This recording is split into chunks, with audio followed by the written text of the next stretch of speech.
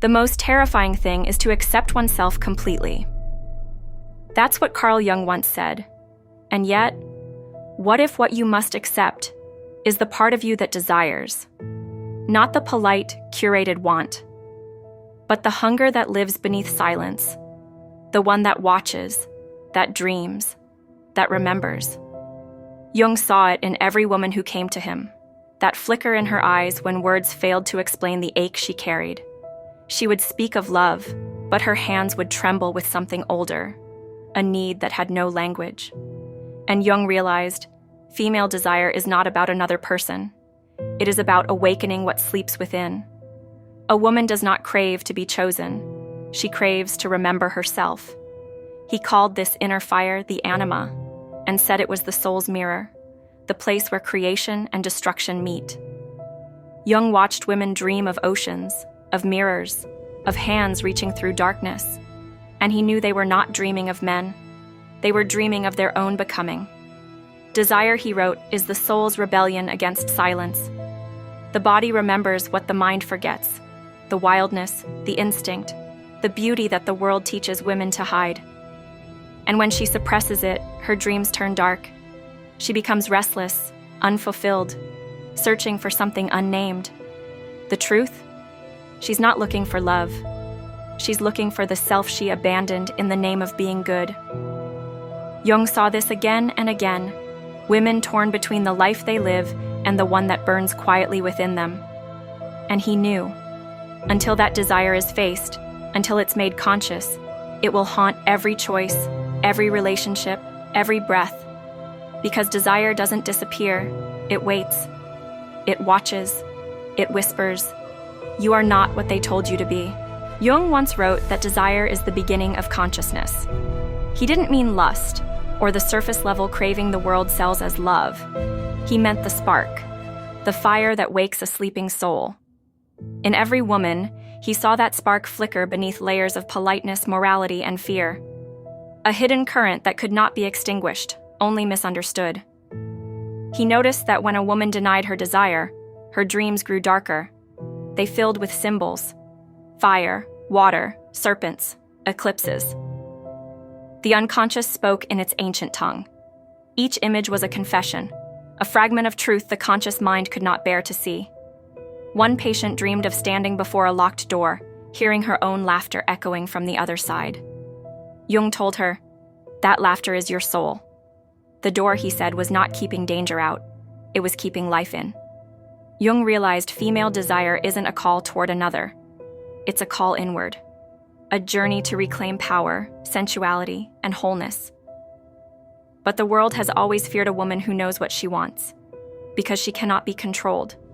So society told her to be modest, quiet, pure. Yet purity without awareness becomes poison.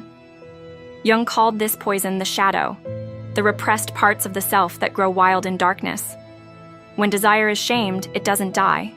It transforms into fantasy, projection, or pain. He wrote, "The shadow is not evil. It's simply what we refuse to see." And that refusal is what keeps so many women divided, between the image they must show and the truth they long to live. But every time she dreams, or writes, or dances without permission, that fire escapes for a moment, and in that moment, she's free. Jung said that freedom terrifies most people, because once you taste it, you can never go back. Desire, then, is not danger. It's a doorway, the one Jung saw glowing behind every woman's eyes, a light she alone could walk through. Jung often said, "The meeting of two personalities is like the contact of two chemical substances. If there is any reaction, both are transformed." But what happens when the reaction burns too brightly? When desire doesn't create harmony, but awakening? Jung noticed something unsettling. When women fell in love, they often didn't fall for the man himself. They fell for the image of what he represented. Their unconscious projected power, mystery, or depth onto him, not realizing it came from within them. He called this projection the animus, the masculine energy inside every woman, the inner voice of will, logic, and creation. Desire then becomes a mirror, reflecting what she has lost connection with inside herself. When she meets a man, she's not meeting a stranger. She's meeting the unclaimed part of her soul. That's why she feels a strange familiarity, as if she's known him for lifetimes. But Jung warned that if she mistakes the mirror for the truth, she'll lose herself in illusion. He wrote, "We don't fall in love with a person, we fall into our own depths."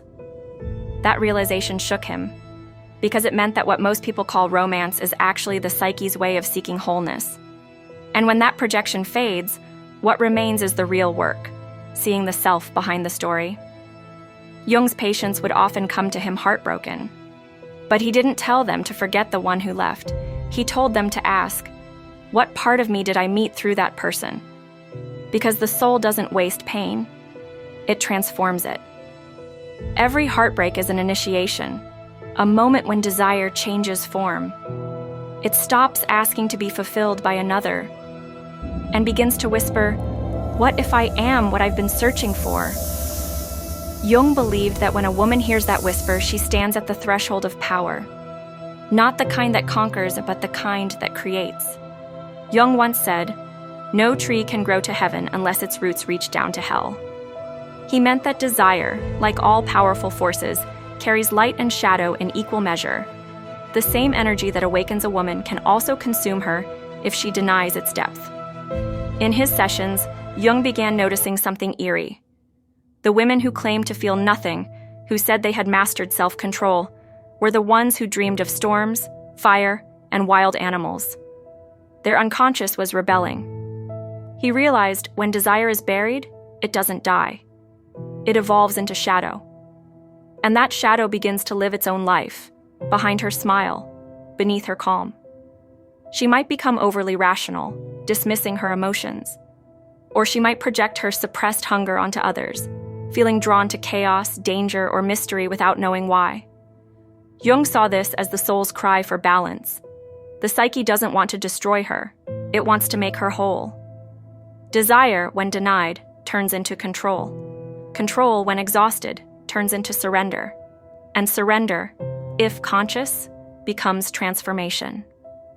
Jung watched this pattern repeat like a ritual. The woman who feared her desire would one day dream of descending into a cave, or dancing in fire, or holding a serpent without fear. Those were not nightmares. They were initiations. Because the secret Jung knew is this: every woman's desire leads her back to the parts of herself she was told to hide, and until she claims them, her power, her passion, her voice, she will keep finding them in others. That's why Jung believed the feminine shadow is sacred. It is not evil. It is truth wearing darkness to protect itself. The more she dares to look at it, the more she awakens. The world tells her to fear the dark. Jung told her to light a candle and walk in anyway, because within that darkness lies her freedom. Jung noticed that once a woman faced her shadow, her eyes changed. There was a new stillness in them, not cold, but knowing. She no longer looked for approval, she looked for truth. One of his patients, a quiet artist, came to him after years of numbness. She said, "I don't feel love anymore. Not for anyone." Jung asked, "When was the last time you desired something purely for yourself?" She fell silent. In that silence, her shadow spoke. Over the next months, she began painting. Not flowers, but storms, broken mirrors, faces half in light, half in darkness. Her art was wild, unsettling, alive. And slowly, Jung watched her come back to life with it. He wrote later that a woman's desire is not simply erotic, it is creative. It seeks to express, not to possess. When suppressed, it turns to despair. But when embraced, it births beauty. The fire that once frightened her became the light in her art. She had not destroyed her shadow, she had befriended it. Jung called this process individuation, the integration of light and dark, reason and desire, love and power. But the world doesn't celebrate that kind of awakening. It calls it rebellion. It calls her too much. Jung saw how this broke women, because the moment they began to see clearly, the world tried to dim their vision again, to make them small, to make them silent. But something irreversible happens when a woman sees herself whole. She cannot unsee it. Jung said that desire, when fully awakened, becomes a form of knowing. It is the body's intelligence, the psyche's intuition made visible.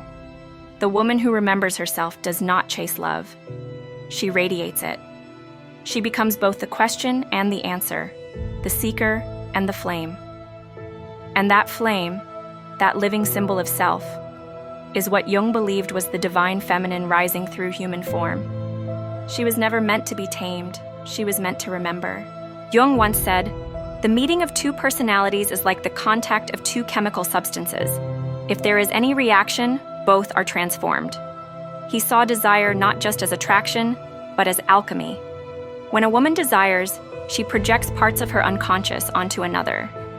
Not because she is weak, but because she is trying to see herself. The man becomes the mirror. In him, she finds the qualities her own soul is asking her to claim: strength, freedom, danger, passion, purpose. That is why some women fall for the mysterious ones, the ones who awaken both fear and fascination. It's not just lust, it's recognition. Her soul is whispering, that power you see in him is yours too. But here lies the secret Jung knew, and few dare to face. If she stays attached to the mirror, she will lose herself. If she learns from it, she becomes whole. Jung called this process withdrawing projection. It is when a woman stops chasing what she already carries inside her. And this is where heartbreak becomes holy. Because heartbreak isn't punishment, it's revelation. It tears away illusion, forcing her to see what she was really in love with. Not him, but the reflection of her own forgotten self. When she realizes this, her desire changes shape. It becomes calm, radiant, self-contained, like a moon no longer needing the sun to shine. Jung wrote that true love begins only after the projection ends. Because then, she is no longer seeking someone to complete her. She is meeting them from wholeness. That is the mystery hidden in female desire. It is not dependency, it is discovery. The more she understands what she mirrors, the more she awakens to what she truly is, the mirror itself. When Jung spoke about the alchemy of the soul, he wasn't speaking in metaphor. He meant that transformation is literal, psychological fire. And nowhere is that fire more powerful than in a woman who has met her desire and refused to run from it. Jung said that within every woman lives two forces, the maiden and the serpent. The maiden is innocence, hope, and light. The serpent is wisdom, instinct, and shadow. Most are taught to choose one. But Jung saw that the true awakening begins when she unites both, when her light no longer fears its own heat. This is why he believed female desire was not a weakness, but a transformative power. It doesn't just want, it creates. Think of the energy of longing. It burns, it aches, it consumes. But when directed inward, it becomes creativity, purpose, intuition. Jung wrote, "The energy of the libido is the energy of life itself." When a woman learns to transmute that energy, to create art, meaning, or self-awareness from her passion, she becomes unstoppable. But the process is never gentle. Fire does not apologize as it changes what it touches. Many women he treated spoke of emotional rebirths, moments when the very thing they feared most became their power source. A woman who once depended on validation now creates her own standards. The one who once suppressed her feelings now uses them as intuition. Jung saw this not as rebellion, but evolution. The psyche, once integrated, doesn't crave control. It moves with awareness. The same energy that once made her chase love now makes her build worlds. That's the alchemy Jung meant. Desire becomes art. Longing becomes purpose. Shadow becomes gold. She no longer seeks to be desired. She becomes the source of desire itself. Jung believed that the greatest act of rebellion for a woman is to live by her own inner law. He saw how generations of women were conditioned to ask for love, for approval, for space, for permission. And he noticed something striking. When a woman truly connects to her own desire, she stops asking. She starts moving. Her decisions no longer come from fear of loss. They come from alignment with truth. That's what Jung meant when he said, Until you make the unconscious conscious, it will direct your life, and you will call it fate. A woman who awakens her inner world no longer calls it fate. She calls it choice. The moment she realizes her worth doesn't depend on being chosen, she becomes magnetic in a way that cannot be taught. It's not arrogance, it's clarity. Jung described this as the return of the soul to its rightful center. It's when the feminine no longer orbits around others' desires, but becomes her own sun. And this shift changes everything. Relationships begin to transform. She no longer loves to be needed. She loves to be met. She no longer confuses attention with connection, or intensity with intimacy.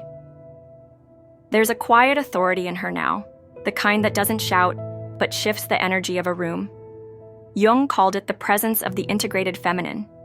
He wrote that such a woman becomes a vessel for something divine, not because she follows rules, but because she embodies wholeness. Her power is not loud, not aggressive, not dramatic. It's the still fire of a soul that no longer betrays itself for comfort. She doesn't seduce to be loved. She radiates because she is love. That is the secret Jung hinted at. Desire, once understood, becomes freedom, and freedom is the most magnetic force in the world. Jung believed that wholeness, not perfection, is the true goal of the human soul. And for a woman, that wholeness comes when she reconciles two ancient forces inside her, the feminine that feels and the masculine that acts. He called this union the hieros gamos, the sacred marriage within. It is not about gender, but energy. The feminine creates connection, depth, intuition. The masculine gives structure, direction, and focus. When divided, she feels torn, passionate but lost, or logical but numb. When united, she becomes clear and powerful. Jung said that most suffering comes from this inner conflict, when a woman's heart desires something her mind forbids. But once she accepts that both belong to her, the dreamer and the doer, the nurturer and the warrior, she no longer needs to fight herself. Her desire becomes balanced, not consuming, not suppressed, but aligned. Jung saw this transformation happen in countless women, the ones who learned to trust their feelings without being ruled by them, to act with conviction without losing empathy. He called it the birth of inner authority. And when that happens, her love changes. It no longer seeks salvation. It offers presence. It no longer craves control. It creates connection. She becomes a bridge between two worlds, emotion and intellect, chaos and order, soul and reality. This is what Jung saw as the mystical feminine principle, the power to bring opposites into harmony. And that harmony radiates outward. People feel it when she speaks. Rooms shift when she enters. Not because she demands power, but because she is power, balanced in its purest form. Jung once wrote, "The privilege of a lifetime is to become who you truly are." For the awakened woman, that's no longer a distant dream. It's her daily state of being, calm, certain, and alive. Jung never published everything he knew. Some truths, he said, were too dangerous for a world still afraid of its own soul. But in his private writings, in the margins of his red book, and in letters to close friends, he left clues. He wrote that female desire is the soul's language of remembrance, that when a woman desires deeply, she is not simply wanting. She is remembering what she once was before society told her who to be. That is the secret Jung knew, and feared to speak aloud. He saw that a woman's longing was not merely emotional or physical. It was spiritual memory. Every ache, every yearning, every attraction was a message, a whisper from the self calling her home. The tragedy, he said, is that most women are taught to silence that voice, to call it shame, or sin, or weakness. But Jung's truth was the opposite. Desire is not corruption. It is communication. It is the soul trying to speak through the body. That's why he believed a woman's awakening could heal not just her, but the entire collective psyche. Because when she remembers herself, she reminds the world what it means to feel again. Jung wrote in his final notes, "The feminine is the bridge between matter and spirit. To awaken her is to awaken the world." That is the dark secret, not because it is evil, but because it is powerful. a power long misunderstood, feared, and suppressed. Yet even Jung knew, once awakened, it cannot be undone. The woman who understands her own desire does not destroy the world. She rebuilds it, in her image, in her truth, in her light. And somewhere in his notes, Jung wrote one last line, half faded, half trembling. When she remembers her desire, she remembers God. That was the secret Jung carried, and now, so do you.